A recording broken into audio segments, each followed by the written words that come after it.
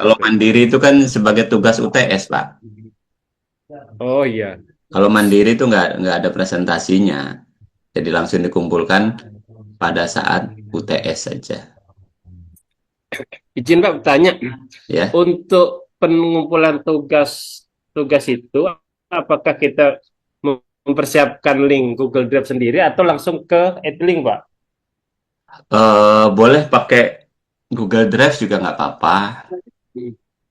Karena ini saya menyampaikan keluhan dari kawan-kawan nih, Oke, silakan. eh, selama perkuliahan yang pertama kemarin kan mungkin kawan-kawan banyak tidak fokus tuh. Jadi kayaknya di dalam grup diskusi itu yang untuk kelompok satu kayaknya belum belum siap, Pak. Banyak yang bingung kemarin tuh. Apa yang bingung? Mm-mm. Apa yang bingung? Jadi terkait tugasnya tuh, Pak. Kalau kan RPS kan sudah saya share ya, Bapak Ibu ya. Sudah ya. Sudah terima semua kan? Ibu Tutin sudah, Ibu Refah, Pak Ismail RPS sudah, Pak. sudah. Pak Mustahidi Sudah, sudah share ya. sudah. Sudah, oke. Itu tentang materi kan yang ada di RPS itu ya. Terus yang kedua itu kan kalau itu tadi itu kan tugas kelompok. Kalau tugas individu itu kan memang seperti yang saya sampaikan menjadi tugas UTS gitu ya. Menjadi tugas UTS dan itu juga sudah saya sampaikan eh, tentang apa tentang apa yang dikomparasikan. Coba saya share dulu.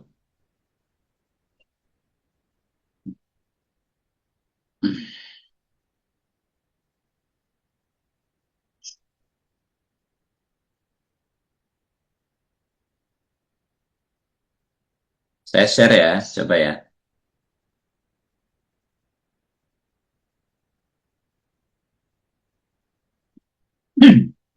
Udah terlihat?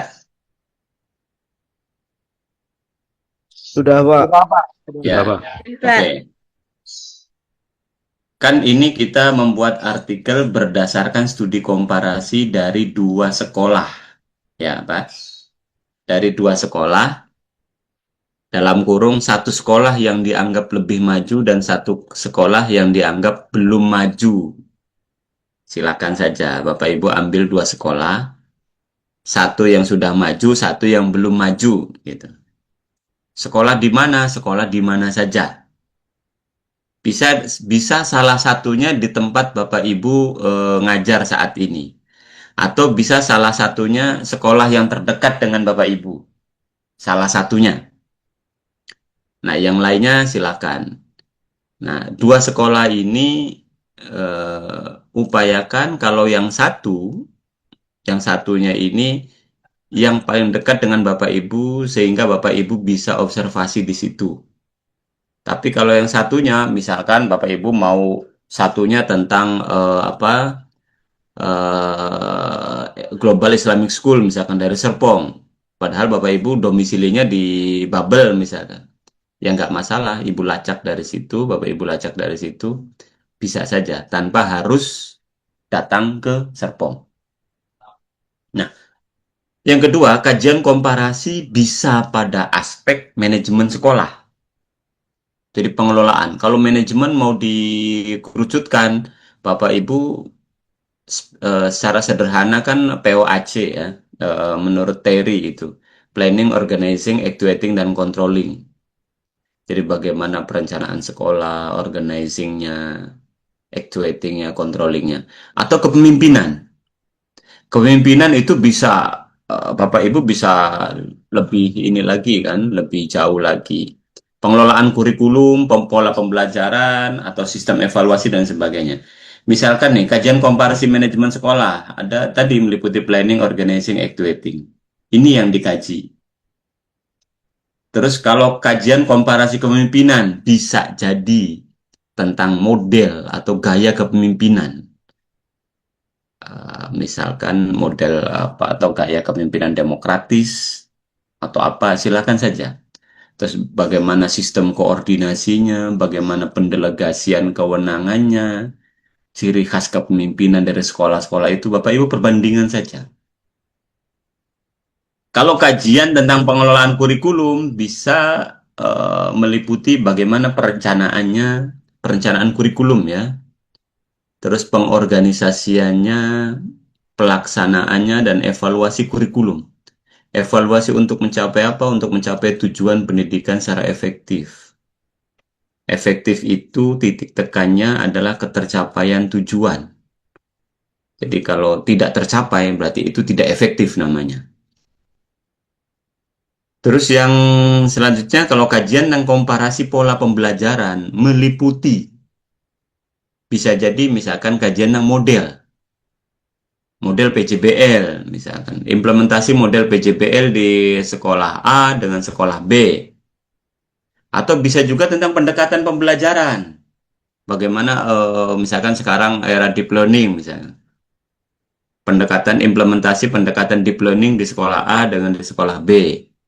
Bagaimana tentang strategi, bagaimana tentang metode, bagaimana dengan media pembelajaran dan lain-lain sebagainya. Yang selanjutnya kajian tentang komparasi sistem evaluasi.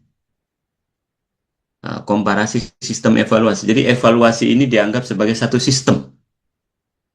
Nah, apa sih yang dievaluasi? Setidaknya ada 3. Input, proses, dan output. Input itu bahan baku, proses itu bagaimana menjadi perubahan dari bahan baku menjadi bahan yang diharapkan, lalu output itu bahan jadinya. Jadi kalau ibarat kita mau bikin tempe gitu, input itu yang kita evaluasi, input berarti kedelainya. Kalau proses berarti dari kedelai menjadi tempe itu bagaimana prosesnya.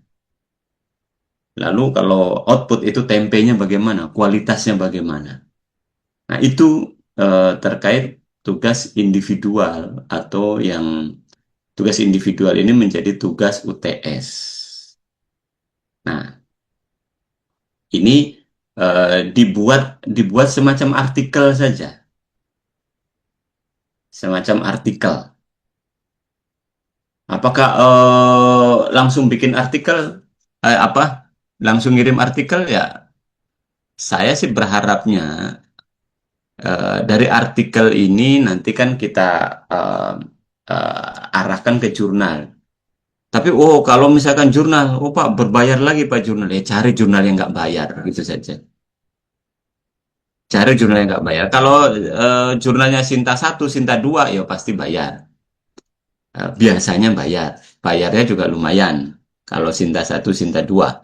Tapi, atau Sinta 3. Kalau Sinta 4, Sinta 5 itu juga nggak begitu ini. Nggak begitu nggak begitu banyak ya. Paling banyak yang gratis juga kalau Sinta 4, Sinta 5. Jadi yang jelas kita bikin artikel itu. Jadi outputnya itu. Tapi output artikel ini adalah studi perbandingan.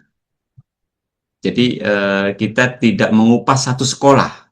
Kalau satu sekolah kan berarti tidak perbandingan. Kita mengupas 2 sekolah. 2 sekolah, apple to apple. Gitu. Gitu Pak Mustahidi. Gimana? Silakan.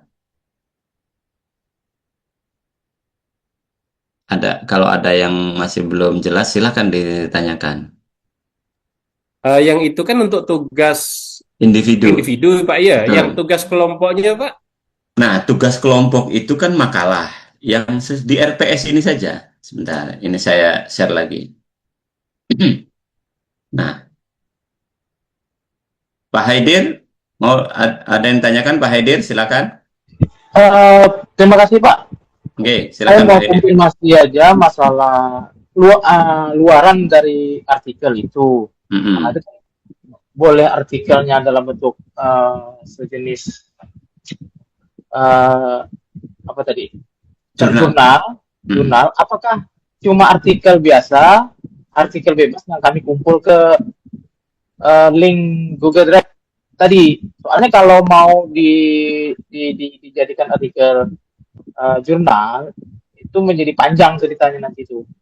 Kedua, kevaliditasan data hasil yang akan kita tampilkan di jurnal itu kan nanti dipertanyakan oleh yang bersangkutan. Misal, saya mengkomparasi antara sekolah saya dengan sekolah saya waktu PG dulu di Bandung 2019. Memang saya mengalami langsung di sekolah saya tersebut. Cuma kan data, validitas dan segala macam, mereka pasti mempertanyakan atau menyaksikan atau setidaknya menyanggah hasil artikel kita tersebut dengan ketidakvalidan data terkini. Bisa saya tampilkan data terbaru tapi tidak terlalu valid menurut mereka. Nah, ini yang menjadi yang kita jaga supaya kedepannya artikel kita menjadi independen begitu Pak. Ada manfaatnya. Terima kasih. Mohon dikonfirmasi. Terima kasih. Oke, terima kasih. Pertama bahwa kenapa saya ingin ini dalam bentuk artikel. Pertama sekali supaya datanya itu benar adanya. Jadi tidak asal, mohon maaf, tidak asal data, tidak asal comot, tidak asal-asalan. Ya, artinya kenapa saya pilih dengan bentuk jurnal itu, alasannya itu supaya datanya itu, ya mohon maaf, misalkan begini ya Pak, misalkan ya yang penting kan ada tulisan, ada makalah, ya udah ya dari mana aja lah, silakan aja misalkan. Itu kalau tidak dalam bentuk artikel. Tapi kalau dalam bentuk artikel kan, waduh, saya harus hati-hati nih datanya ini. Gimana ini? Jadi setidaknya ada upaya lebih gitu, Pak. Yang tadinya itu sebenarnya saya pinginnya ke sana. Nah, makanya bisa jadi oke. Jadi ini menjadi tugas dan kira-kira sampai, anggaplah sampai UAS lah Pak, sampai UAS gitu. Jadi sampai UAS. Jadi Bapak Ibu tinggal menghitung saja. Menghitung itu dalam pengertian UAS tanggal berapa. Misalkan kalau UAS bulan Mei atau bulan Juni, berarti ya sampai tanggal itu, gitu saja. Sampai tanggal UAS gitu. Kalau sampai UAS tidak terbit gimana Pak? Nah, bagaimana kalau sampai UAS tidak terbit? Nah, ini masalah lagi. Pertama, bahwa yang terpenting adalah Bapak Ibu artikel sudah selesai dan sudah disubmit. Nah, sudah disubmit. Ya, sudah disubmit. Kan jarang juga mungkin yang sudah terbit, Pak. Iya. Jarang juga. Saya juga memaklumi karena saya juga kalau kirim artikel juga nggak secepat itu gitu kan. Kecuali kalau punya ordal ya, Pak. Saya konfirmasi Pak ya. Berarti sampai LOA aja kali ya Pak ya. Iya, oke. Ya. Sampai submit. Bukti submitnya kami kirim gitu. Ya, betul. Ya. Siap, makasih Pak. Nah, tapi sekali lagi gini ya, saya juga menerima banyak keluhan dari teman-teman mahasiswa. Pak, hampir setiap mata kuliah itu luarannya artikel, Pak, jurnal. Dan setiap itu juga, mohon maaf, Pak, ada yang berbayar dan lain sebagainya.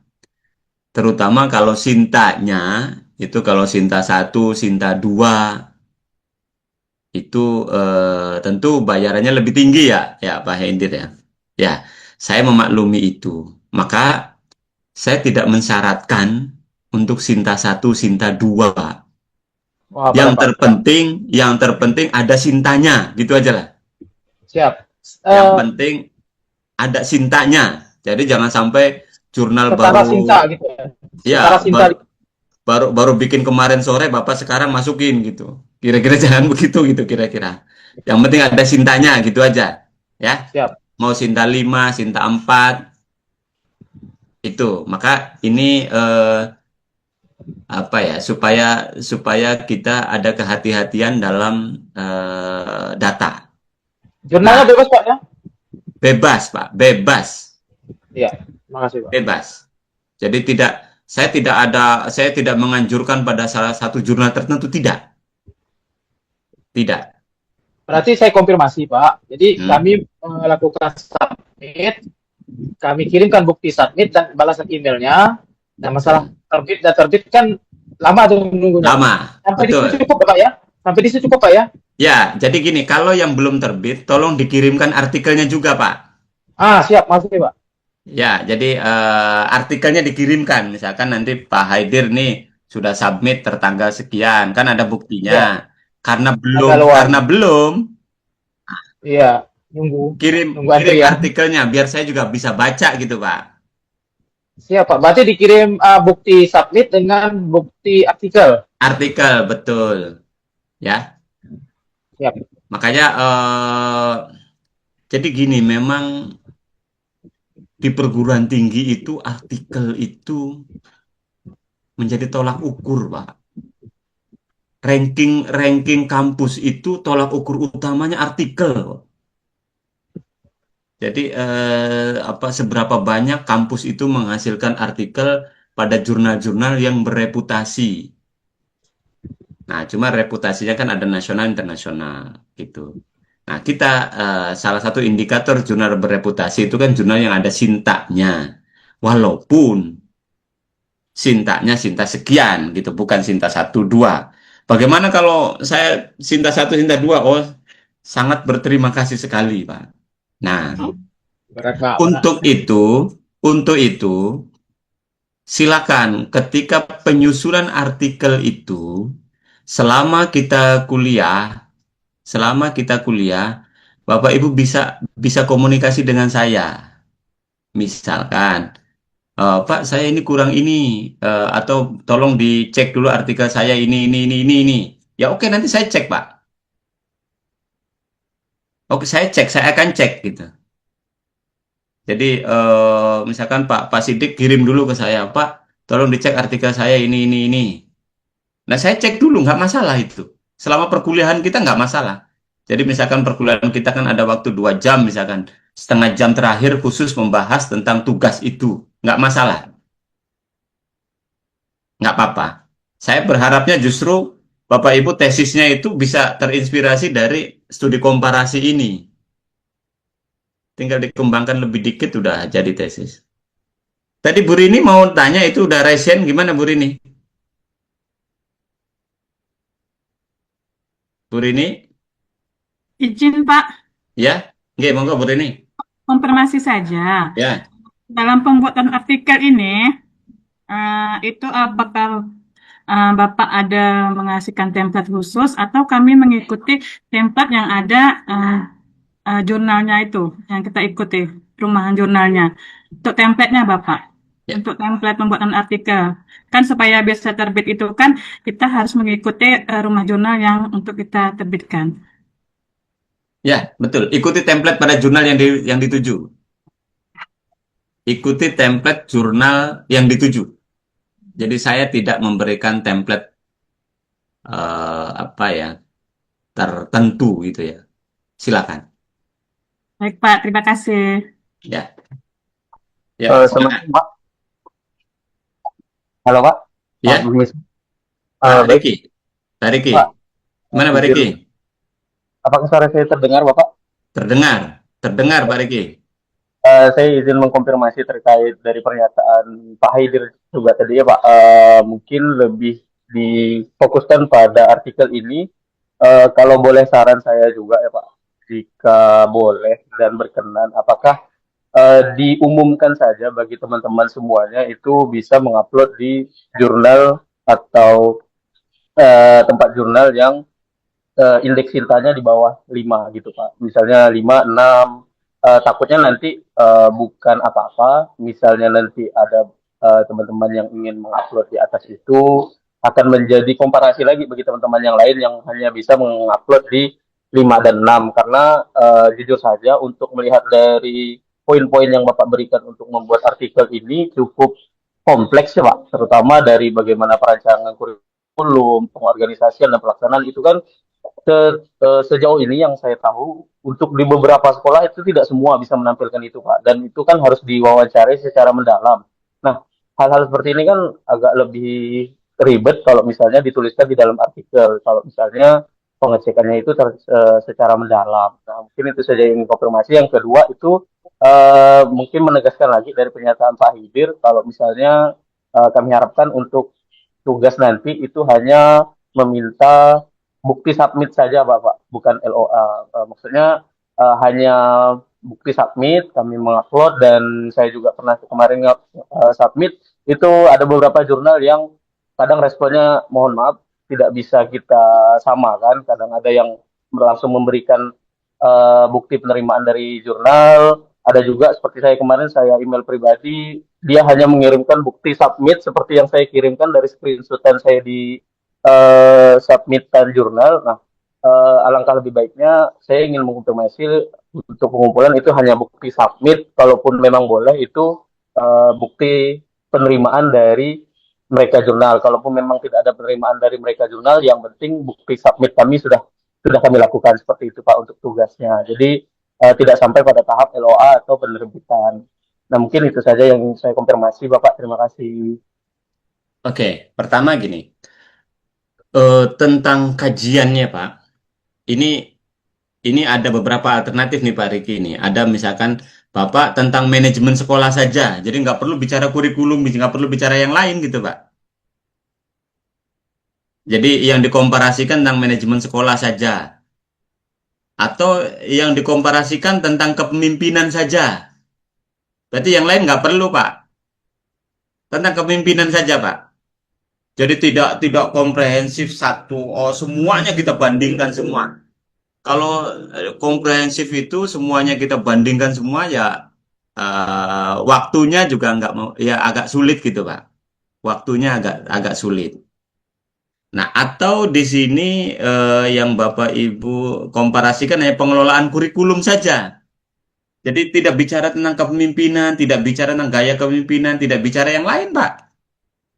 Hanya pengelolaan kurikulum saja. Nah, meliputi ini perencanaannya bagaimana, ini bagaimana. Atau tentang pola pembelajaran saja. Misalkan tadi, Bapak Ibu spesifikasinya pada model saja. Studi komparasi implementasi model PBL di sekolah X dengan sekolah Y. Itu spesifik, Pak.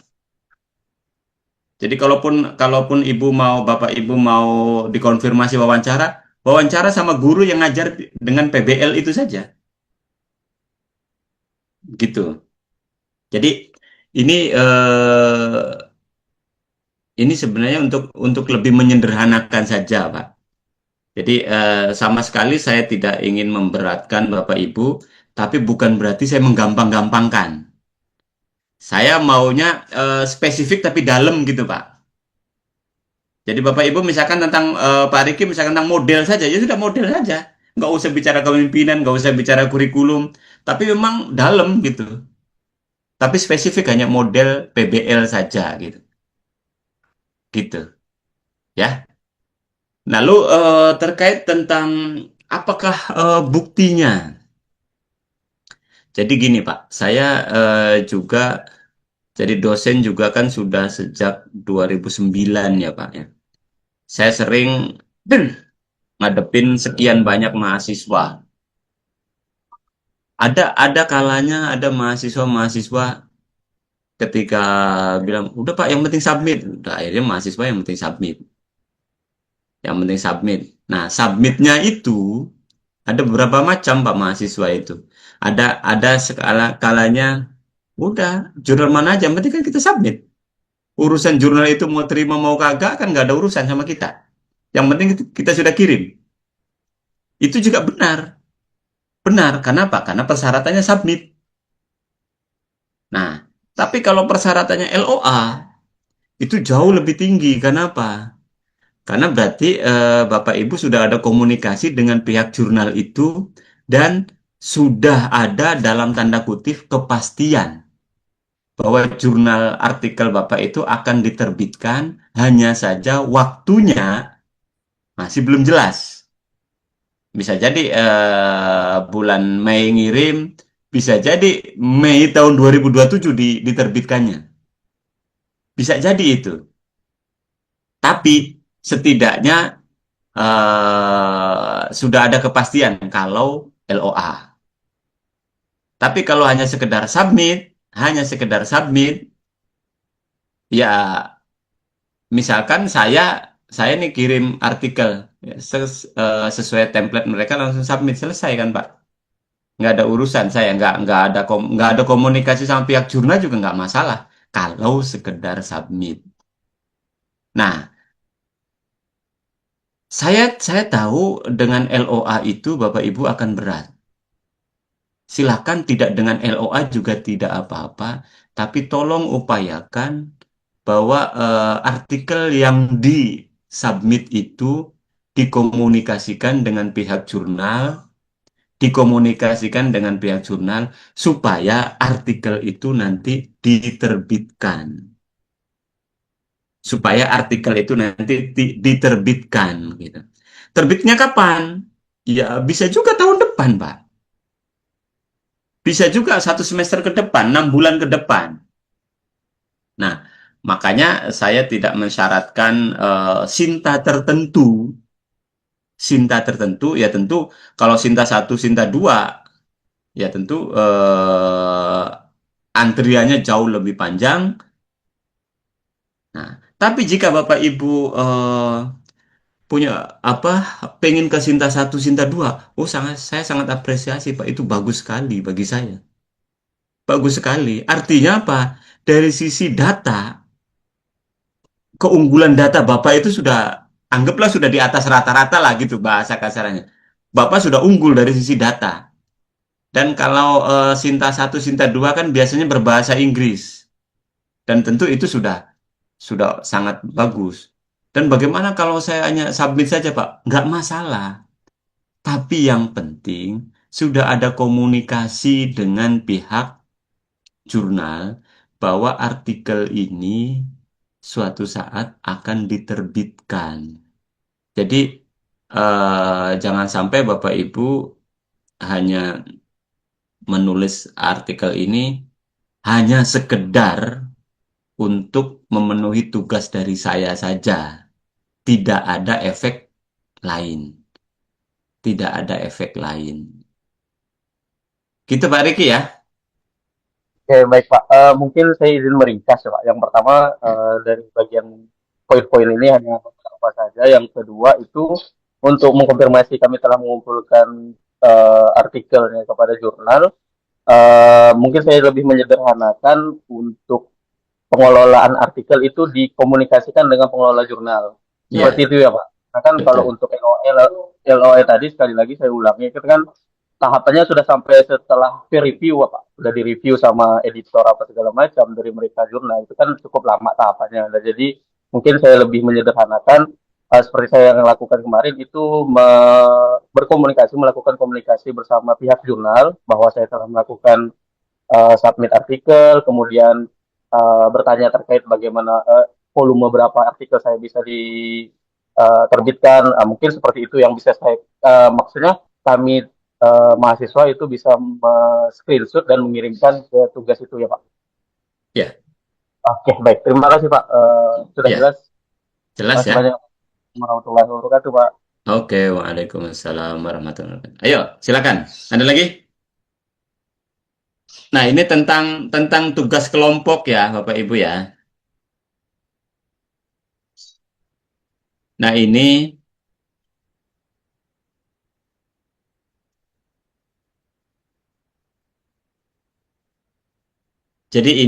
tentang tugas kelompok. Materi pertama, misalkan nomor 1 nih. Nah, ini kan ada nih, mahasiswa mampu memahami ruang pengertian ruang lingkup. Berarti materinya tentang ini nih, Pak. Tentang pengertian ruang lingkup gitu. Nah, materi tentang ini. Lalu apa yang dibahas? Ya bisa dari pengertian ruang lingkup, terus juga urgensinya bagaimana. Ini yang dibahas. Ini. Nah, terus kalau kedua, misalkan kan masih mampu menganalisis konstruksi sistem pendidikan dasar. Ya berarti dari sini nih. Terus ini materinya. Isinya apa? Ya di sini. Gitu. Yang ketiga, ya ini masih mampu menganalisis, berarti komparasi pembelajaran pada ini. Ini materinya. Nah, Yang dibahas apa? Ya ini yang ada di indikator ini yang dibahas. Gitu. Gitu Pak Mustahidi. Izin Bapak. Ya. Berarti nomor menentukan sesuai kelompok yang presentasi gitu ya Pak? Kalau nomor maksudnya nomor ini Pak. Iya. Kalau ini kan saya asumsikan yang nomor 1 kelompok 1, yang nomor 2 kelompok 2, yang nomor 3 kelompok 3, gitu Pak. Siap. Nah, bagaimana misalkan di sini ada nomor 8 nih. Nomor 8 kan UTS. Nah, ya berarti kan nggak mungkin ada kelompok 8 UTS. Berarti kan yang kelompok 8 membahas nomor 9. Oke. Gitu. Gitu Pak. Siap. Masih Pak. Ya. Gimana? Silakan. Nah, ini di sini nih sudah rangkumannya kan di sini nih dari nomor 1 sampai 16. Nah, yang tidak dibahas adalah nomor 8 sama nomor 16, Pak. Berarti Bapak Ibu bikin kelompoknya cuma 14 kelompok. Bikin kelompoknya 14 kelompok. Gitu. Silakan. Pak Aris, ada yang disampaikan Pak Aris?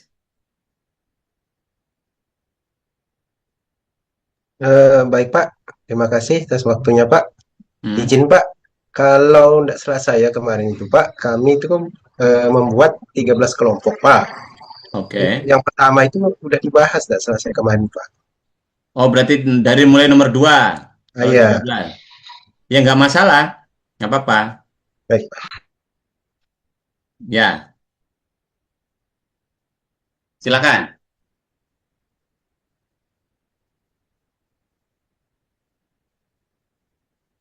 Ayo, Ibu Yuniarti atau Pak Edi, Ibu Fitriani, silakan. Izin bertanya Pak, Ya, Ibu Erni.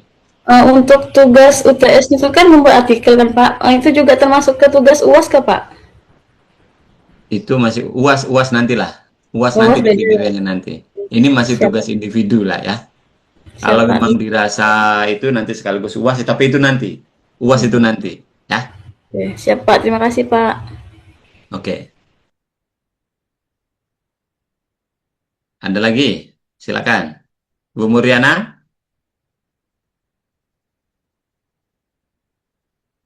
Ini dari Kayong ya, Bapak Ibu ya?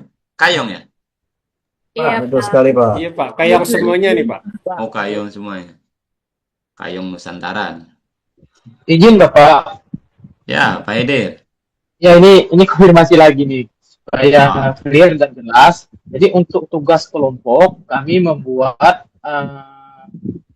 makalah ya. sesuai dengan nomor materi yang Bapak sampaikan. Kemudian mempresentasikan di kelas ini sesuai urutan dengan mungkin dalam bentuk PowerPoint Ya.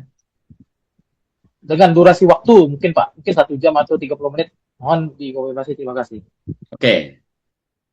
Jadi gini, tentu karena kita kan sudah tiga kali pertemuan dan belum ada presentasi.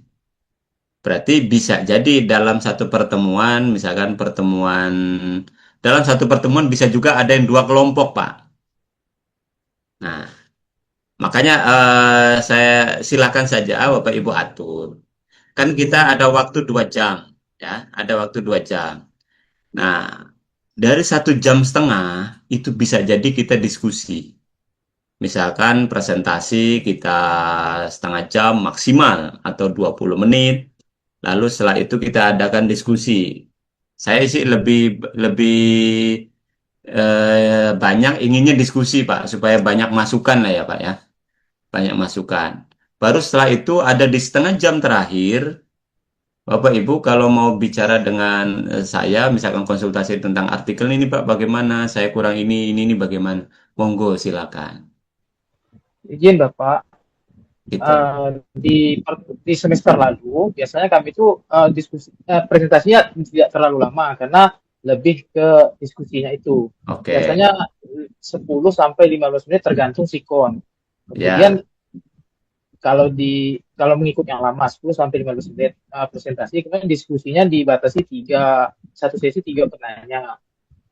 Kemudian barulah setelah mungkin satu atau dua kelompok, kemudian Bapak membuat conclusion atau penyimpulan materi itu, kemudian baru ditambah dengan agenda-agenda lain. Begitu kali Pak. Terima kasih. ya, betul, bisa juga. Karena kan saya juga ikut di dalam kelompok ini ya, ikut menyimak. Jadi intinya kan kita take and give saja ya Pak ya. Jadi kalau memang ada sesuatu yang saya juga harus sampaikan ya saya sampaikan. Ya bukan berarti saya meluruskan ya. Kalau meluruskan kan nggak enak kesannya bagaimana gitu kan. Tidak, artinya kita take and give saja, saling memberi dan menerima saja ya. Tentu saya juga akan komentari Pak. Saya akan komentari misalkan, oh pertanyaan ini dalam perspektif saya begini, dalam perspektif Bapak Ibu begitu bisa jadi. Berbeda pendapat itu kan sah-sah saja ya Pak ya. Berbeda pendapat itu boleh-boleh saja. Jangankan beda pendapat, beda pendapatan juga nggak masalah kan Pak? Nggak apa-apa gitu. Jadi kita sharing saja Pak, intinya sharing saja. Dan makanya saya bilang saya lebih lebih enak kita diskusi saja. Dan saya ingin ketika kita di dalam kelas itu menjadi ruang bebas. Menjadi ruang bebas. Artinya bebas Bapak Ibu mau ngomong apa saja is oke saja. Karena ini ruang bebas. Jadi mau nyinggung ini, mau nyinggung MBG juga nggak masalah lah gitu. Kira-kira begitu.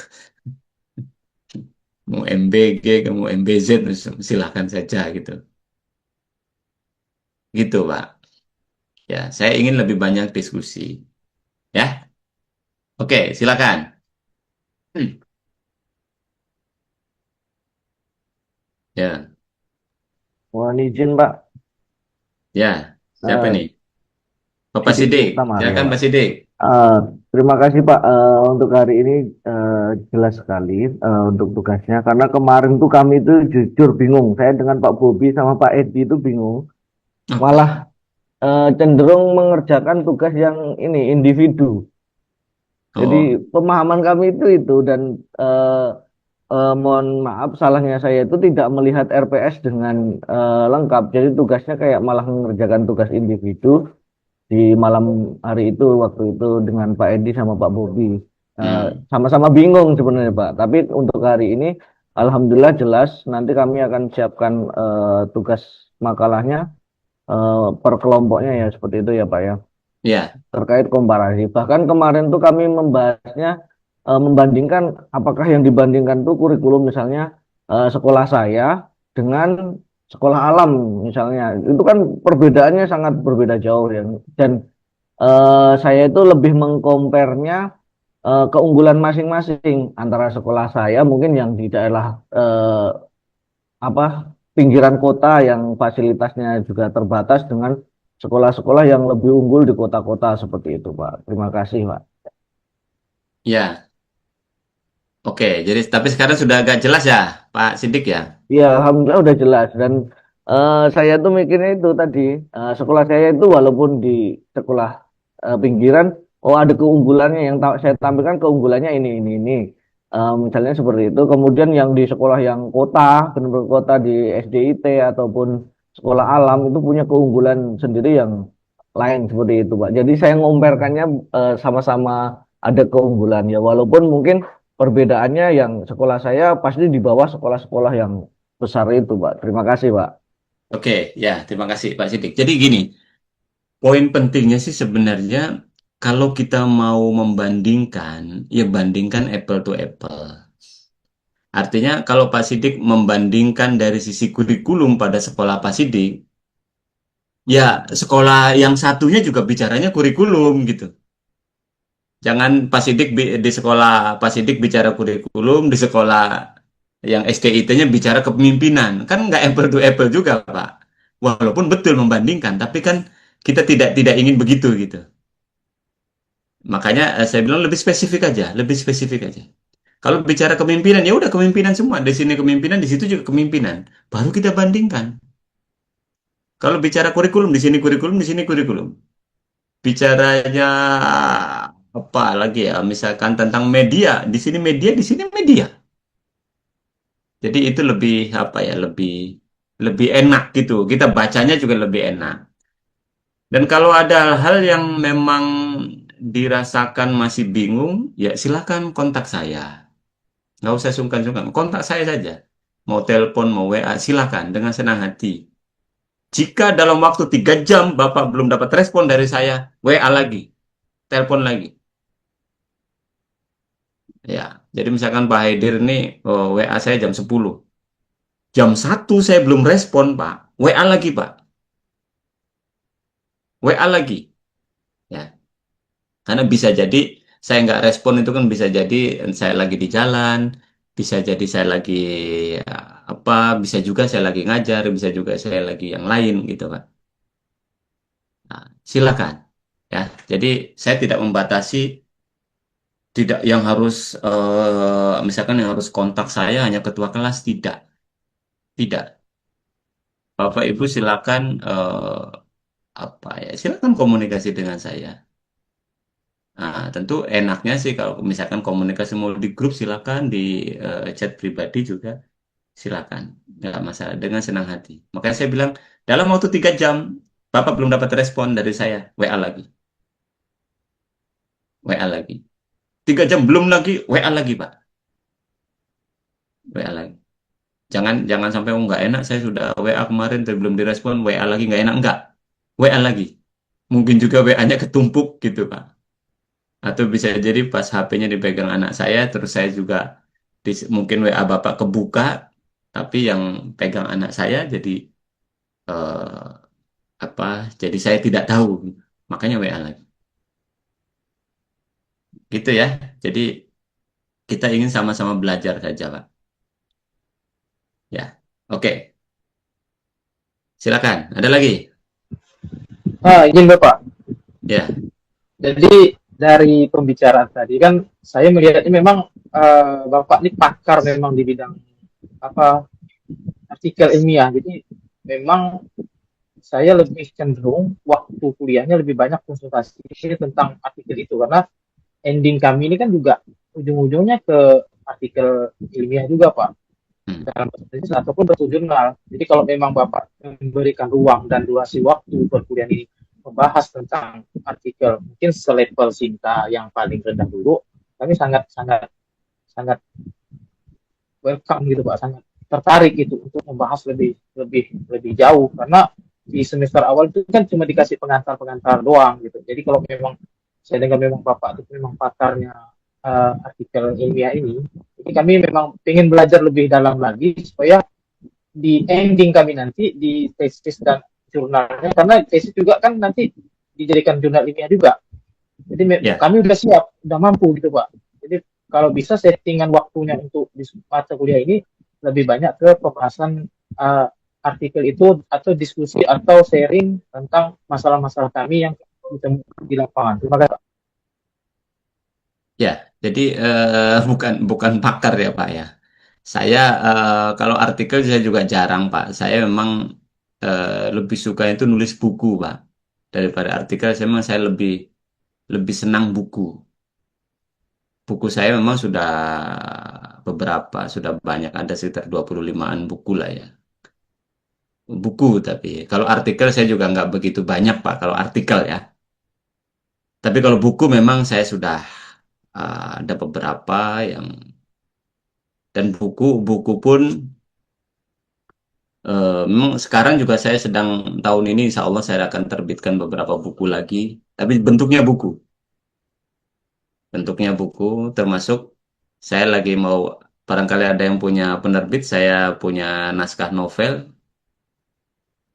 saya saya punya naskah novel. Nah, silakan bisa diterbitkan. Saya lagi cari penerbit untuk naskah novel saya. Gitu. Jadi bukan artikel, malah saya lebih senang, sebenarnya lebih senang nulis buku. gitu. Jadi nulis itu kan begini, Pak. Saya kasih gambaran singkat. Saya kasih gambaran singkat begini.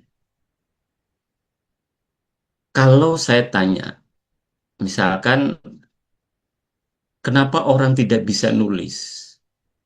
Itu persoalannya karena orang itu belum punya gambaran apa yang mau ditulis. Kalau dia sudah punya gambaran apa yang ditulis, maka dia akan dengan gampang menulis. Saya ambil contoh. Kalau saya kasih judul kursi, Pak. Kalau saya kasih judul kursi, misalkan Bapak Ibu ini silakan bikin tulisan, saya kasih judul kursi. Kira-kira dengan tema kursi, Bapak berani berapa halaman? 10. 10 halaman Bapak berani? Tentang kursi, Berani. tentang kursi saja. Iya, 10 halaman. 10 halaman. Oke, Pak Haidir 10. Pak Hamdani berani berapa halaman, Pak? Kalau saya kasih tema kursi. Mungkin 12 sampai 13 Pak. Oke, 12. Oke, Pututin berani berapa halaman? Kalau saya suruh tulis kursi, pokoknya tulis tentang kursi. Setengah halaman saja, Pak. Setengah halaman. Berarti cuma 3 paragraf. Iya, gitu, Pak. Karena Ya. saya bukan penulis, Pak. Ya, karena bukan penulis. Oke, siapa? Ada yang berani? Ada nggak yang berani yang 50 halaman tentang kursi, Pak? Tentang kursi saja. Hmm. Ada yang berani 50 halaman. Oke, gini. Nah, kenapa Bapak tidak berani? Kalau saya membayangkan dengan kursi itu 100-200 halaman sudah kebayang, Mbak. Hanya kursi saja. Nah, bagaimana caranya? Bagaimana caranya untuk membreakdown kursi ini menjadi 200 halaman? Jadi, pertama, kita bikin ininya, kita bikin kayak outline-nya. Outline. Pertama, itu memang pertama, bicara tentang pengertian misalkan. Bab 1, pengertian. Jadi pengertian tentang kursi. Pengertian tentang kursi itu bisa jadi dimulai dari KBBI. Pengertian kursi itu apa? Terus yang kedua dimulai dari pendapat-pendapat tokoh. Pendapat tokoh 1, 2, 3, 4, 5 terus dikomparasikan lalu disimpulkan. Itu masih bicara definisi. Terus yang kedua bicara bab 2 misalkan macam-macam kursi. Ada A, kursi panjang, B, kursi sofa, C, kursi kursi plastik ini, B, kursi bakso itu kayak di tempat bakso itu, D, kursi ini, kursi macam-macam kursi. Kalau macam-macam kursi itu ada 15, Pak. Baru dari macam-macam itu nomor 1 misalkan A, kursi kayak kursi kayak kursi bakso misalnya, kursi bakso atau kursi kursi sofa misalnya. Kursi sofa pengertiannya apa? Terus diurai. Kalau satu macam itu diurai menjadi dua halaman, kalau ada 15, berarti udah 30 halaman, Pak. Itu dari macam-macam. Terus yang bab 3 misalkan, tujuan dan fungsi pembuatan kursi. Tujuannya apa? Terus fungsinya apa? Diurai lagi. Terus yang bab 4, misalkan bicaranya tentang bahan-bahan pembentukan kursi. Ada bahan besi, ada bahan kayu, ada bahan plastik. Yang kelima, bab 5 misalkan.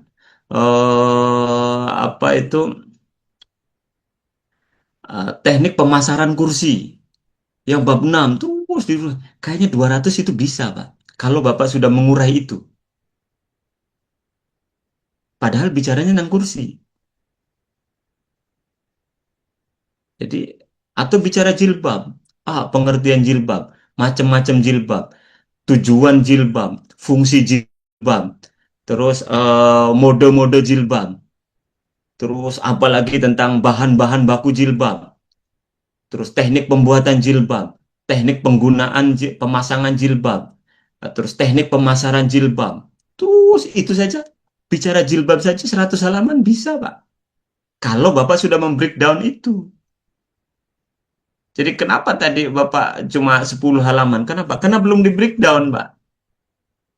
Kenapa butuhin cuma 3 paragraf? Karena belum di breakdown. Kalau 3 paragraf itu baru pengertian kursi saja kurang, Bu. Belum macam-macam kursi. Belum alat-alat pembuatan kursi. Bahan baku pembuatan kursi.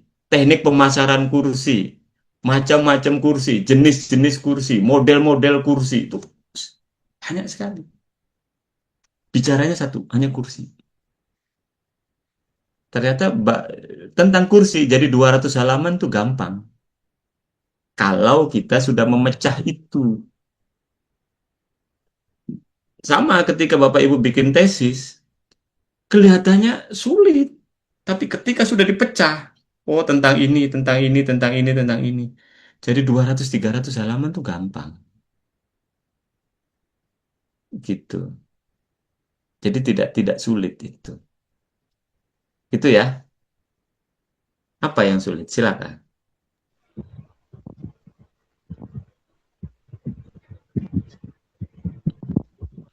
Jadi menarik ya Pak ceritanya. Ya. Izin Bapak, kalau memahami secara keseluruhan suatu masalah itu perlu latihan atau perlu semacam diklat khusus atau seperti apa supaya komprehensif pemahamannya terhadap suatu tema tertentu seperti Bapak bilang tadi bisa 100 sampai 200 halaman atau apalagi menjadi sebuah buku. Itu apa yang mesti kami kerjakan atau kami pelajari supaya bisa komprehensif memahami suatu masalah. Kemudian biar lebih semangat, mungkin dari hasil buku itu dapat berapa tuh uangnya Pak. Jadi biar kami mungkin di daerah ini yang jauh dari kota bisa juga termotivasi untuk membuat buku ya minimal 100-200 halaman tentang cerita tentang daerah kami, cerita tentang siswa-siswa kami, cerita tentang pekerjaan kami, cerita tentang mungkin penderitaan kawan-kawan di pulau, seperti itu. Jadi biar termotivasi, mohon masukan, sarannya, mungkin trik-triknya Pak, supaya kawan-kawan termotivasi. Terima kasih. Oke, sebentar Pak. Sebentar.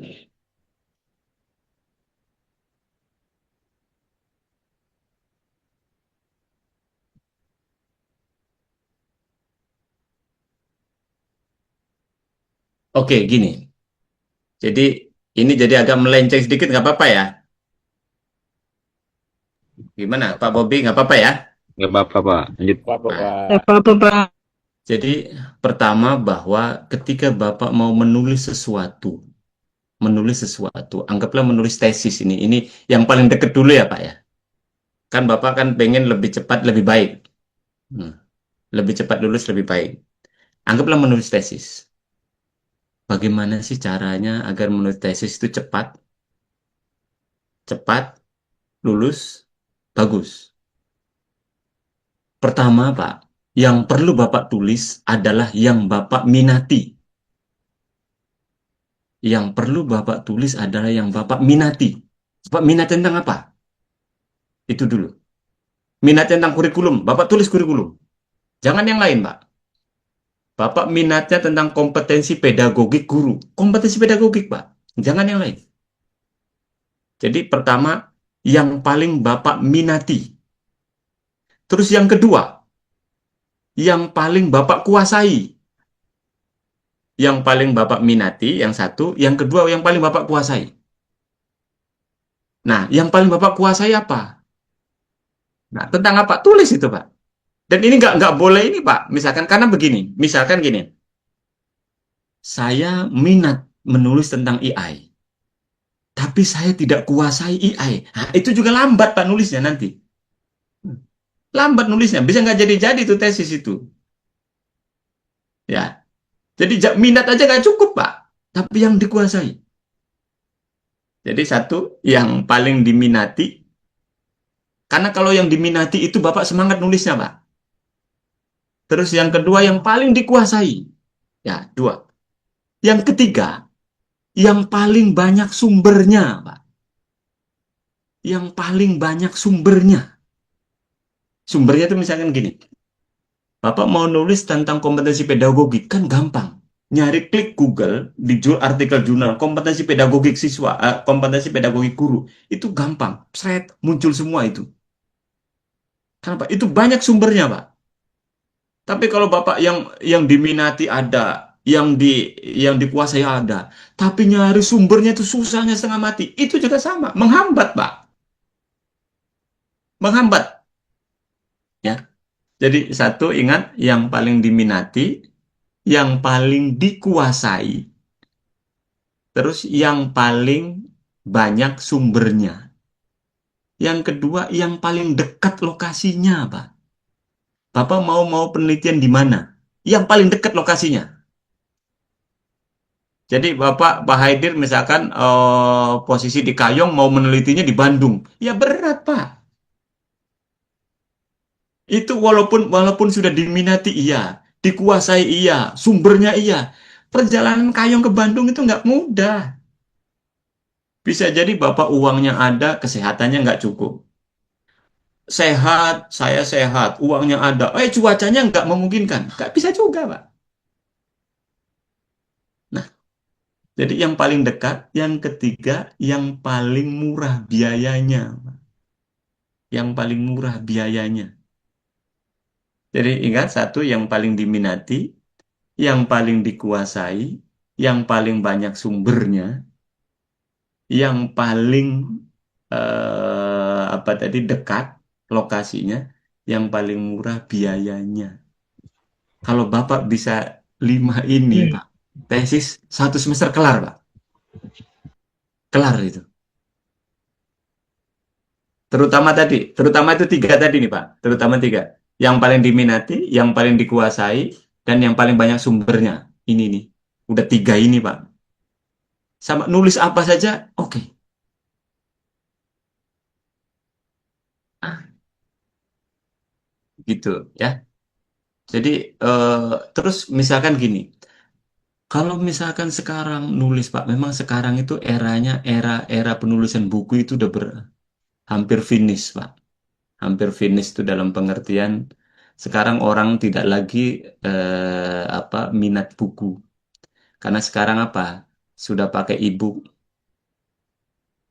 Jadi ketika dulu saya rajin nulis buku, ya memang alhamdulillah ada.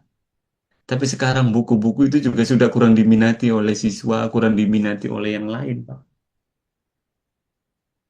Jadi memang buku-buku saya sekarang juga kadang-kadang saya tulis itu memang untuk kalangan-kalangan tertentu, kalangan yang spesifik.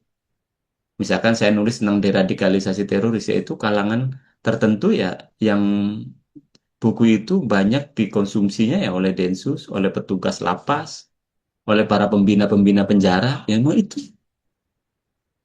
spesifik itu. Jadi segmen pasarnya itu gitu. Jadi sekarang saya lagi nulis tentang penanggulangan teroris dari hulu ke hilir.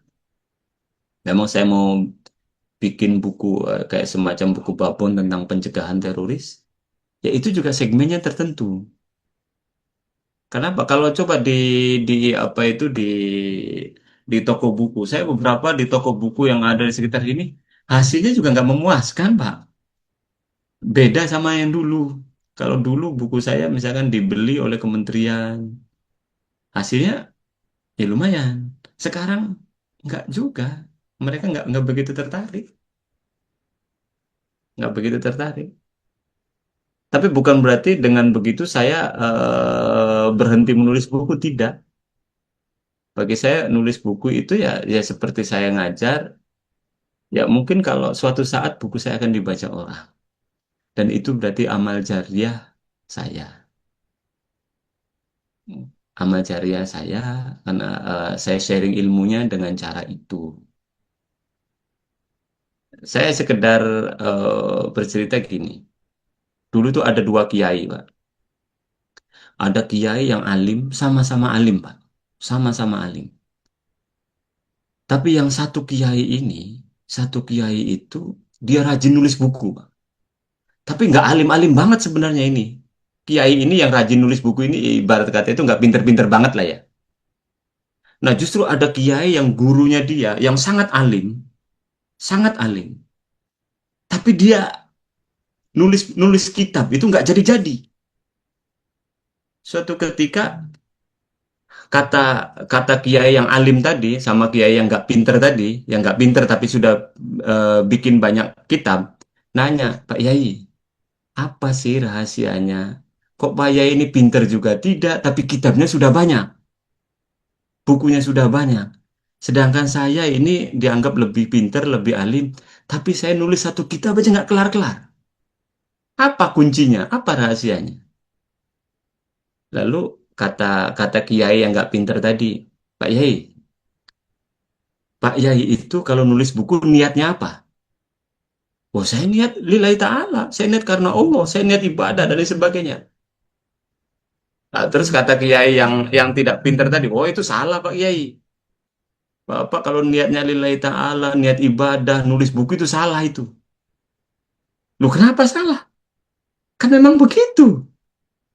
Dia bilang gini, Pak Kiai, kalau kita nulis kitab terus diniatin ibadah, diniatin sedekah ilmu, diniatin macam-macam, itu godaannya banyak. Digodain setan. Digodain setan. Jadi nulis ini, oh ini nggak benar. Oh dicari lagi ya. Dicari lagi yang baiknya bagaimana. Cari lagi. Karena pengennya sempurna. Kenapa? Karena untuk ibadah.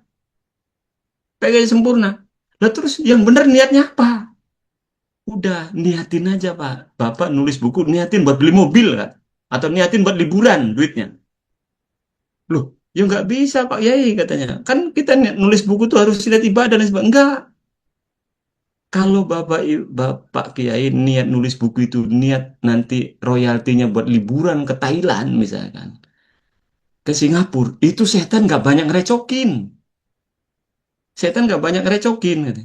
Nanti ketika sudah apa buku itu sudah jadi, royaltinya sudah jadi, dan duitnya sudah terkumpul buat liburan ke Singapura. Nah, Pak Kiai berubahlah pikiran di situ. Jangan buat liburan, buat bangun masjid di situ.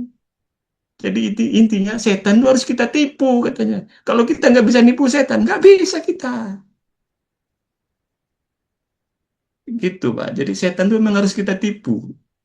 Jadi niatnya jangan ibadah dulu. Udah niat kan, niat mau beli motor kayak, niat mau liburan ke Thailand kayak, nggak apa-apa. Nanti kalau duitnya sudah kumpul, nah Bapak jangan jadi ke Thailand itu. Buat sumbang masjid itu, atau sumbang pesantren, sumbang sekolah. Nah, jadi setannya, waduh kurang ajar, saya ketipu ini kan. Gitu, kira-kira begitu, Pak.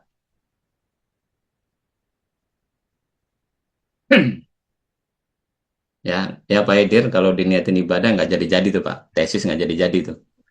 Wah, kacau nih, Pak. Memang berat kayaknya Pak Haidar ya. Eh, ini pelajaran S3 nih kayak nih. Materi S3 nih. Praktek langsung dengan suhu nih. Praktek langsung. Saya udah nulis sekitar 25-an buku, Pak. Kalau niatin begitu nggak kelar-kelar, Pak, saya. Nah, itu loh. Pak, saya mau ngerjain satu buku aja. Jangan ke 10 halaman ya, kelar-kelar. Tentu niatnya beda, Pak. Oh, niatnya beda, tapi kalau duitnya udah kumpul, Bang, buat yang lain tuh, Pak. Aduh. Ini mahal nih, mahal. Ubah teknik Pak Haidir. Ubah cari macam tadi tuh. Pak Solahuddin, nanti boleh trik-triknya tuh dibagikan ya. Nah, Ya memang satu semester itu bisa menyelesaikan gitu Pak. iya. Tesisnya. Ya, pokoknya saya Enggak, bantu, saya Pak. Saya anggap bantu. Mbak, izin Mbak. Tapi saya itu yang heran sama Pak Dr. Solahuddin ini. Dalam 45 buku itu saya simak dari tadi itu. Berarti kan luar biasa tuh Pak dalam pencapaian sampai 45 buku. Seperti Pak Haidir tadi, saya tadi nggak bisa jawab itu Pak. Untuk menganalisis satu kursi saja untuk beberapa halaman itu saya nggak berani jawab. Ntar Pak Hakim, ini yang perlu kita tanyakan ini niat beliau ini apa gitu dalam Sebentar dulu. Makanya tadi saya terus terang Pak, saya memiliki keterbatasan dalam hal menulis. Makanya dulu saya pernah mengangkat waktu skripsi itu saya mengangkat tentang siswi saya dalam hal mengarang, Pak. Jadi menulis juga. Makanya di sini tadi dalam satu kursi saja tuh sebenarnya bisa saja Pak searching-searching di Google, di YouTube itu banyak. Tapi saya tidak tahu nih kalau Mas Bapak tadi nyampaikan tuh satu benda saja itu bisa dideskripsikan dalam berapa banyak apa namanya narasi bisa kita narasikan di sana.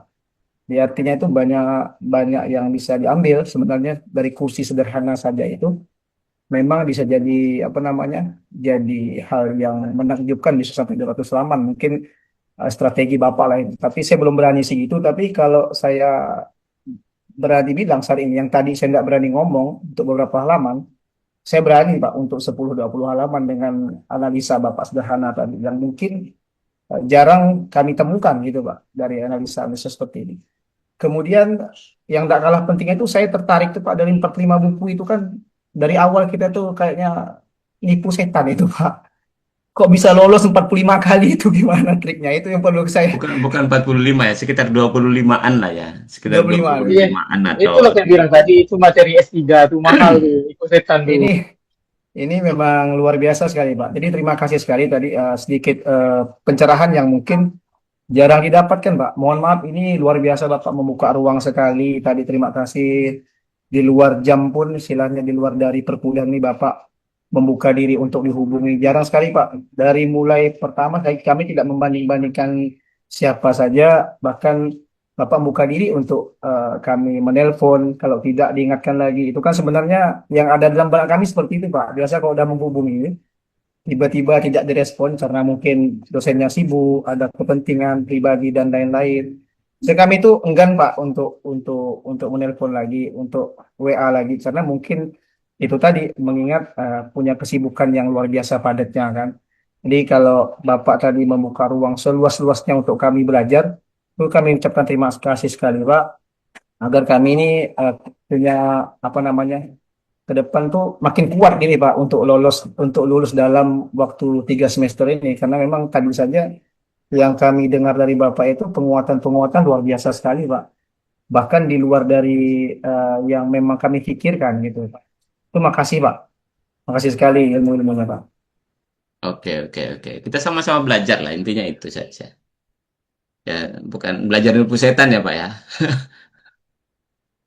Bukan ini cuma candaan Pak.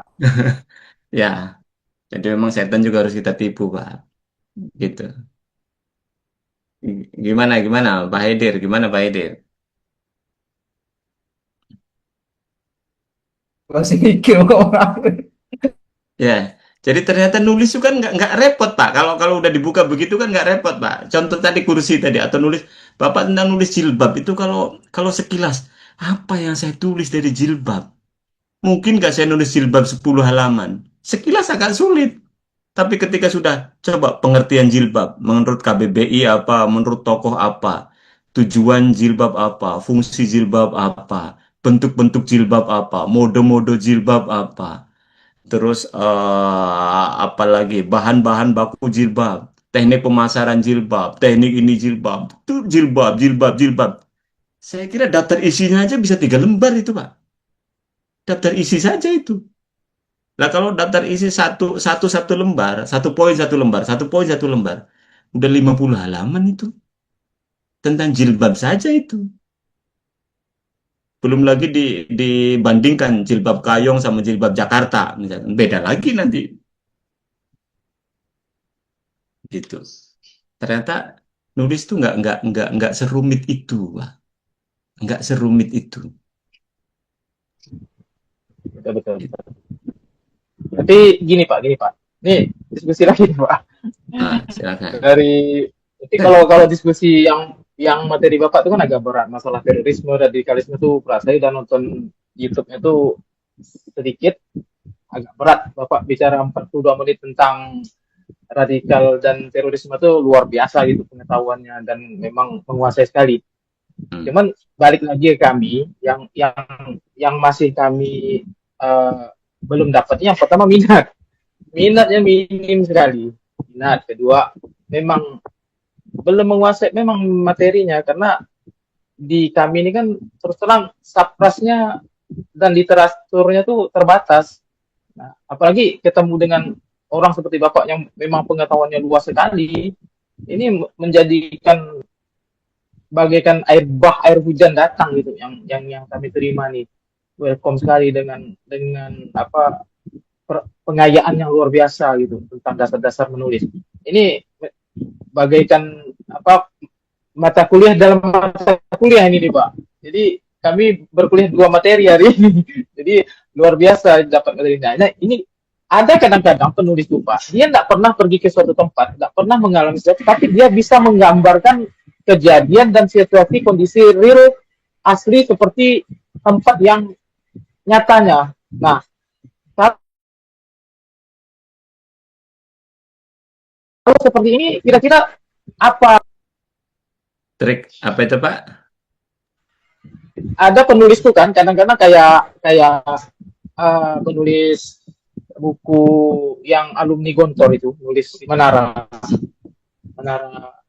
alumni Menara tuh dia menulis tentang daerah di Perancis tapi dia nggak pernah ke sana atau misalnya pengarang penulis cerita silat dulu dia nggak pernah pergi ke Tiongkok atau ke Cina tapi dia paham situasi kondisi budaya dan segala macamnya.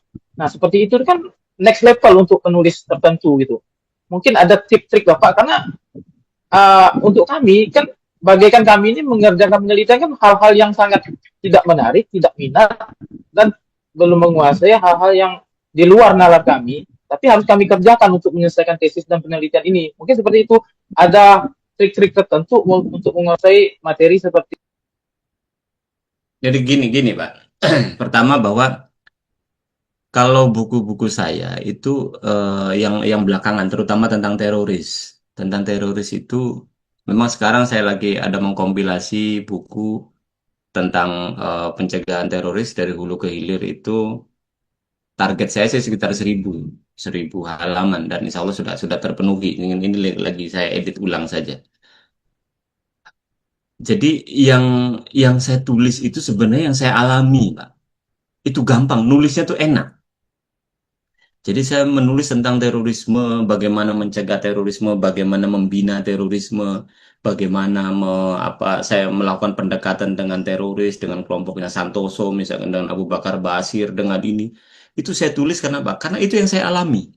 Dan itu nulisnya akan lebih mudah. Akan lebih mudah. Kenapa? Ngalir saja, Pak. Ngalir saja. Lebih enak gitu. Nah, ada pepatah begini. Kalau kamu ingin mengenal dunia, bacalah. Tapi kalau kamu ingin dikenal dunia, menulislah. Jadi tentu seorang penulis misalkan tentang Paris, padahal dia belum pernah ke Paris, berarti dia sudah membaca itu. Dan kekuatannya adalah ada pada imajinasinya. Imajinasi, Pak. Saya ambil contoh gini. Saya dulu itu pernah ketika saya nulis novel itu waktu itu saya perjalanan dari Lombok ke Jakarta naik pesawat Garuda dari Lombok itu sekitar landing di Soekarno-Hatta itu sekitar asar sore. Terus besoknya pagi-pagi itu saya harus terbang lagi ke Surabaya. Lalu dari pesawat dari Lombok ke Jakarta itu saya punya ide. Saya punya ide tentang pramugari, Pak. Saya ide tentang pramugari, tapi saya juga pengen menulis tentang teroris. Itu dari ketemu pramugari di situ, di pesawat. Akhirnya setelah saya landing di Soekarno-Hatta, sore itu saya istirahat di bandara, sholat maghrib, sholat isya. Nah, habis sholat isya itu saya langsung nulis ide yang tadi di pesawat itu. Saya langsung tulis sampai jam 3 subuh, sampai jam 3 sebelum subuh. Jadi dari habis isya itu saya tulis, nggak berhenti. Dapatlah waktu itu sekitar 35 halaman semalam itu. Semalam itu 35 halaman. Nah, dari 35 halaman, Itu kan imajinasi saja, Pak. Imajinasi aja, liar saja. Nah, tapi dari jadi malam itu saya nggak pulang. Saya nggak pulang ke rumah. Saya hanya duduk saja di bandara, di lounge Garuda. Semalaman itu. Dapatlah sekitar 35 halaman untuk novel. Dan dari situlah, dari 35 halaman itulah novel itu saya kembangkan. Dan sekarang sudah ada sekitar berapa 400-an halaman. Itu, tapi novelnya belum saya terbitkan ya Pak, belum diterbitkan. Jadi saya kasih spill judulnya itu Di Atas Langit Berbisik gitu. Tapi itu Wow. Mantap, mantap.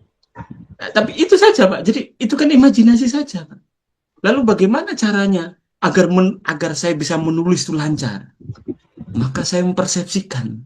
Saya mempersepsikan tokoh itu, kadang-kadang saya persepsikan diri saya. Tokoh-tokoh yang saya maksud saya persepsikan diri saya persepsikan orang lain. Lokasi-lokasi juga yang saya kenal. Terus ada pengalaman-pengalaman saya tuangkan di dalam novel itu.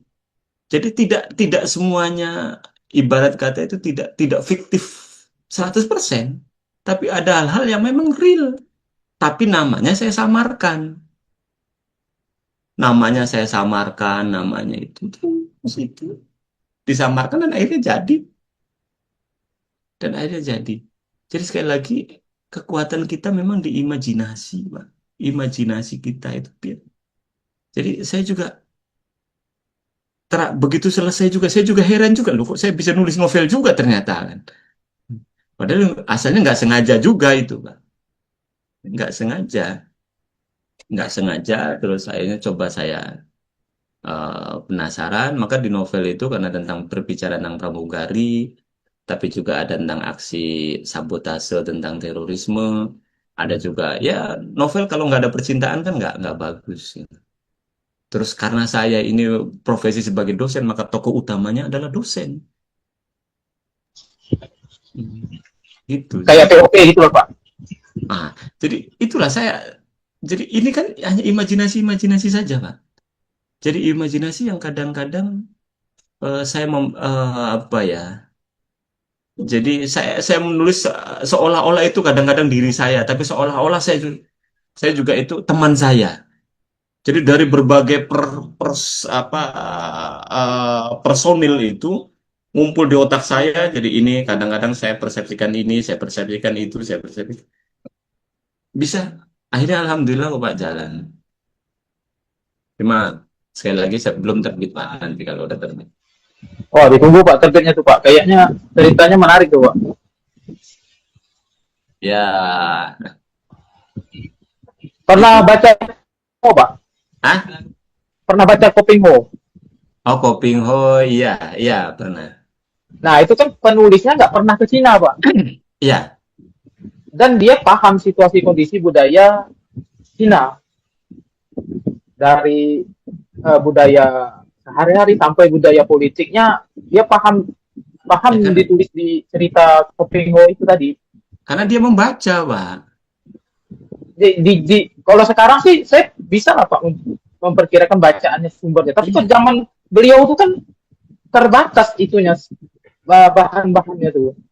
Nah itu yang menurut saya apa triknya beliau tuh bisa menggambarkan secara detail gitu dalam cerita itu. Mungkin 50-50 imajinasi sama kebenaran gitu kan. Mungkin 50-50 lah.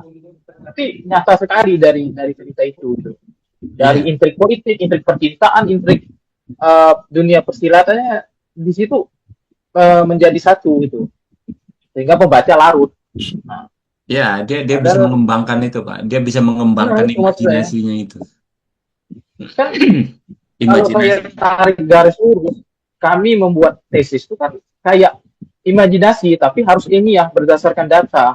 Nah, seperti itu kan menjadi latihan kami untuk menuangkan hasil pengamatan kami, hasil kerjaan kami menjadi tesis itu. Ya itu yang ingin kami, ada nggak trik-triknya seperti itu gitu, supaya selesai cepat gitu ya Pak.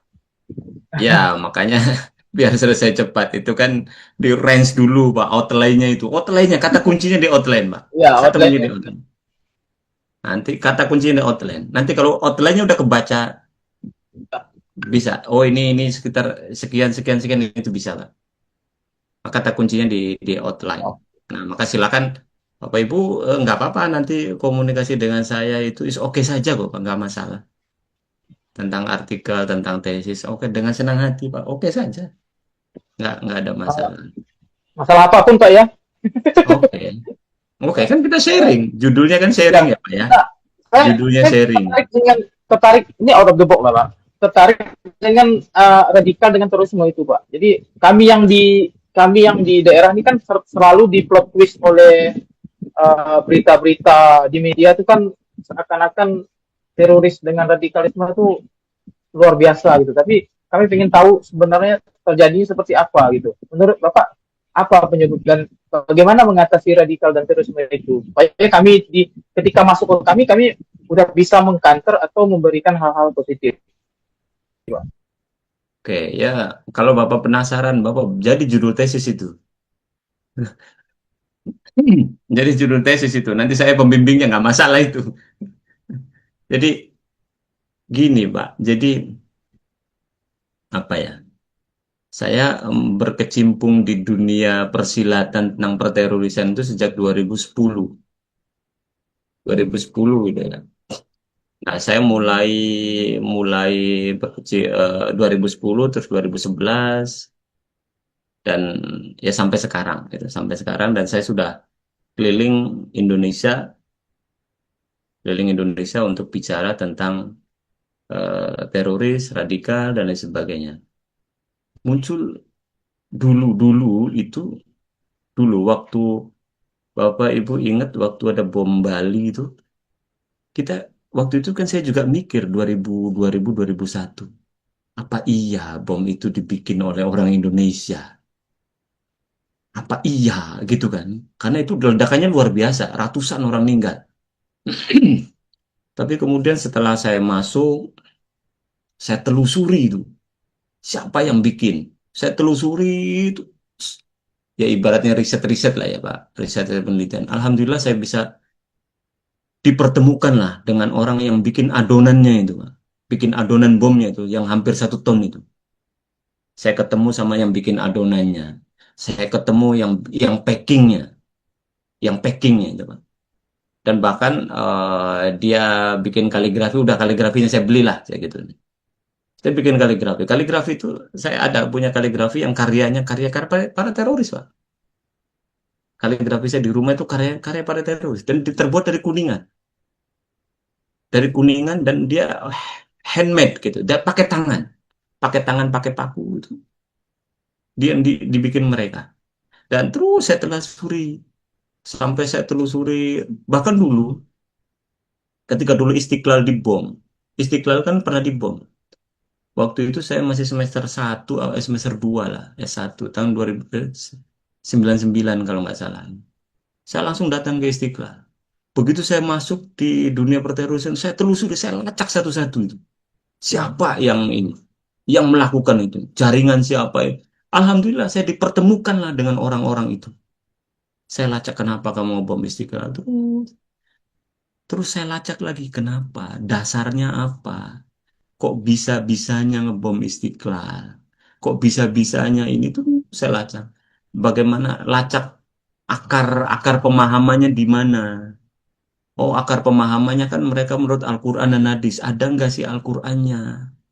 Ada nggak dari Al-Qurannya? Terus persepsi-persepsi itu saya lacak di Al-Quran bagaimana? Di ini bagaimana? Di hadis bagaimana? Di Sirah Nabawi bagaimana? Lacak terus itu. Sampai kemudian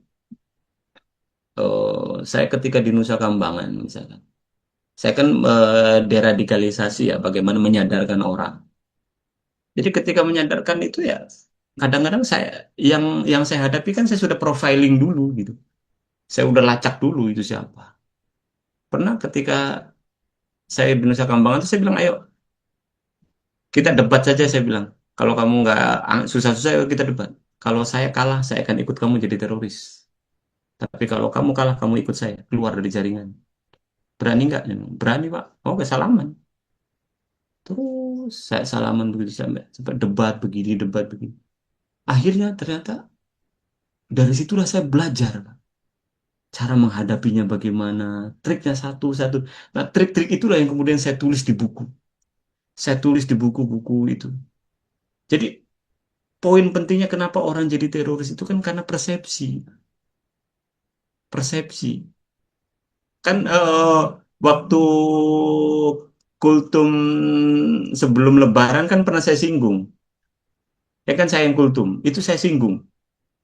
Saya singgung misalkan di surat At-Taubah ayat 44. Itu kan ada ayat wa man lam yahkum bima anzalallah faulaika humul kafirun. Ayatnya jelas. Wa man lam yahkum barang siapa yang tidak berhukum bima anzalallah dengan apa-apa yang diturunkan oleh Allah faulaika humul kafirun maka orang itu disebut orang kafir. Bapak percaya nggak ayat itu? Pak Ilham percaya nggak Pak Ilham? Percaya Pak Ilham sama ayat itu Pak? Bapak kalau nggak percaya silakan cek di Al-Quran itu ada Pak. Wa man lam yahkum bima anzalallah faulaika humul kafirun. Barang siapa yang tidak berhukum dengan yang diturunkan oleh Allah faulaika humul kafirun maka orang itu disebut orang kafir. Lalu saya tanya ke Pak Ilham, Indonesia itu pakai hukum KUHP apa hukum Quran, Pak? KUHP. KUHP. Yang diturunkan oleh Allah itu KUHP apa Quran? Quran. Berarti kesimpulannya apa, Pak? Indonesia kafir kan, Pak? KUHP kafir. Kafir. Ada ayat lagi di surat Al-Maidah 123 kalau nggak salah. Ya ayyuhalladzina amanu qatiluna alladzina yalunakum minal kufar. Hai orang-orang yang beriman, bunuhlah orang kafir, qatilu yalunakum minal kufar. Alladzina yalunakum minal kufar. Bunuhlah orang kafir dimanapun berada. Nah, itu bagaimana itu, Pak? Jadi yang tadi kan berarti Indonesia negara kafir. Kenapa? Karena berhukum dengan KUHP. Yang diturunkan oleh Allah KUHP apa Quran? Quran. Berarti kan dengan ayat tadi yang kedua, bunuhlah orang kafir dimanapun berada. Ya bunuhlah mereka, Pak. Nah, ini ayatnya itu, Pak. Bapak kalau nggak percaya, cek saja, Pak. Silakan. Cek saja. Nah, ini kita itu banyak bermain di wilayah itu. Ayat itu gimana? Asbabun nuzulnya gimana? Kalau hadis asbabul wurudnya gimana? Tafsirannya gimana? Tafsiran yang banyak dikuasai oleh kelompok teroris itu Ibnu Katsir. Coba, Ibnu Katsirnya bagaimana? Al-Maruhi bagaimana? Al-Misbah bagaimana bicara itu? Nah, sehingga dari situ, dari dua ayat itu saja, Pak. Orang kalau tidak paham, sudah, itu menghalalkan darah orang kafir, Pak. Dari dua ayat itu saja. Maka saya tanya sama kelompok teroris itu, saya bilang, kamu butuh berapa lama untuk menjadikan orang itu sebagai pengantin bom bunuh diri? Butuh berapa lama? Jawaban dia, saya hanya butuh waktu 3 jam. 3 jam untuk meyakinkan orang bahwa yang dilakukan bunuh diri itu adalah jihad. Dan saya punya rekamannya. Rekaman pengakuan bom bunuh diri Hotel JW Marriott. Saya punya rekamannya. Jadi dia sebelum melakukan aksi itu merekam dirinya dulu, bikin rekaman pengakuannya. Habis itu selang berapa lama dari itu, mungkin itu H-1 ya, H-1 sebelum aksi peledakan diri di Hotel JW Marriott di Jakarta. Nah itu. Jadi kenapa orang jadi teroris? Ya karena itu salah satunya. Salah satu. Yang dibaca siapa? Al-Qur'annya Kemenang, Pak. Terbitan Kemenang. Jadi siapa yang salah kalau udah begini nih? Nah, itu. Jadi banyak hal. Bapak kalau mau tertarik dengan dunia itu silakan jadikan tesis, nanti saya jadi pembimbingnya. Usulkan aja, saya jadi pembimbing. Saya kan siap. Boleh tuh Pak. Ya, Nggak masuk kendas tuh, kurikulumnya nggak masuk. loh ya perspektifnya harus diubah. Perspektifnya begini, judulnya begini, misalkan pola pendidikan anak usia sekolah dasar pada keluarga mantan narapidana teroris. Nah, Jadi itu Pak, iya Pak, boleh Pak.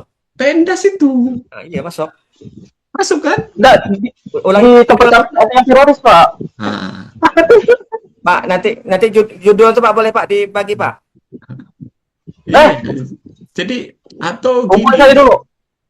misalkan pola pembelajaran, misalkan pola pembelajaran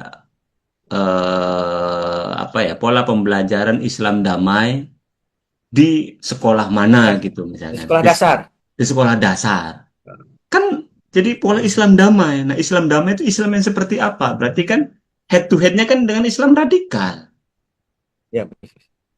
Islam radikal. Berarti nanti wawancaranya apa? Dengan guru-guru, tapi juga dengan ada misalkan Bapak pakai teorinya grounded teori. Grounded itu membangun teori sendiri. Membangun teori Izin, sendiri. Bapak.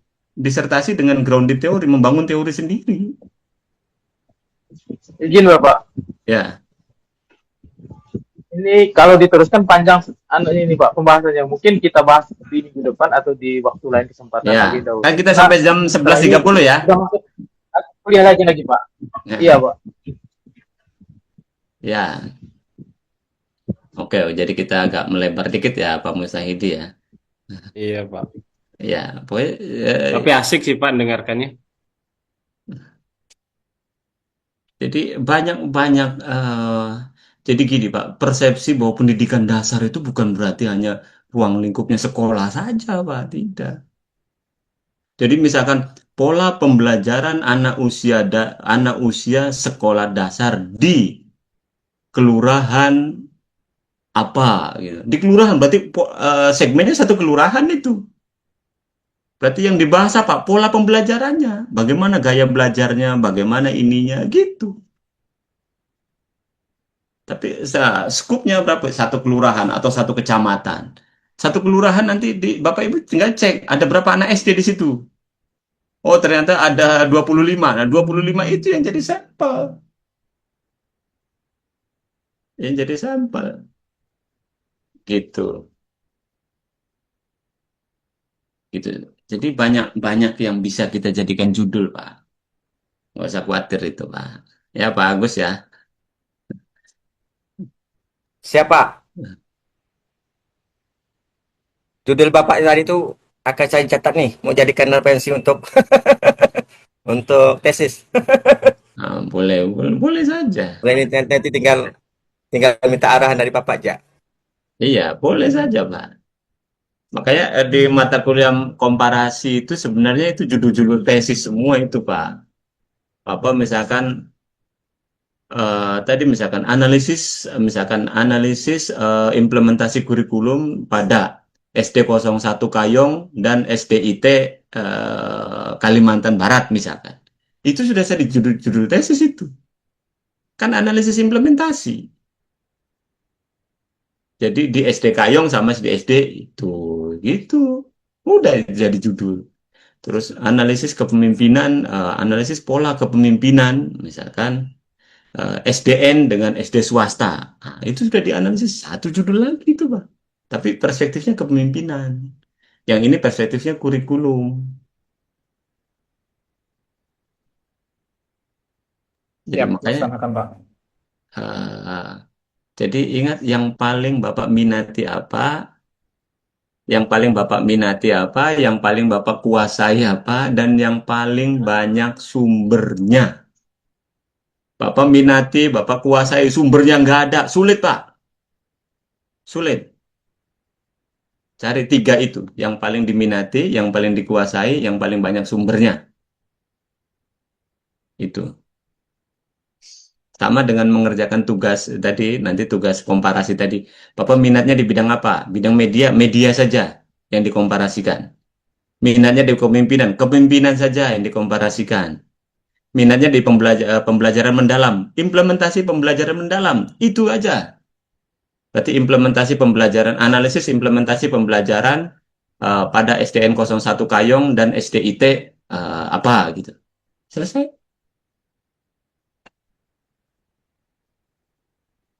Nah, jadi insya Allah tidak sulit. Insya Allah tidak sulit. Ya, ya silakan. Masih ada waktu 13 menit.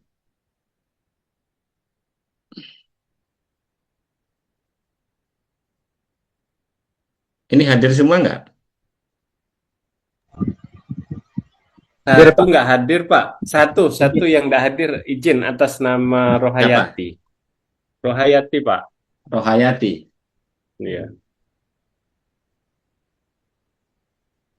Rohayati ya, oke.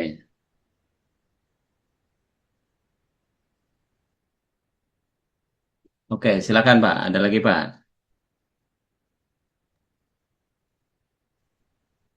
Jadi kalau dekat aja silakan ya Pak. Kalau dekat bisa ke perpustakaan saya. Tapi kan jauh. Nah, pokoknya kalau bicara tentang teroris saya punya beberapa buku yang ada buku perpustakaan saya lah. Saya punya ya dikit-dikit lah buku-buku.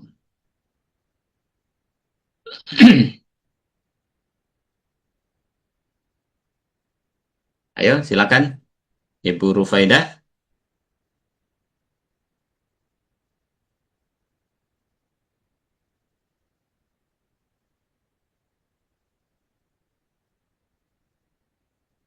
Jadi minggu depan tidak ada ya, harus ada ya.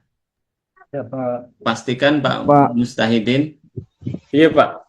Jadi Berapa minggu depan kelompok, mulai Pak? dari Minggu berapa kelompok depan yang maju, Pak?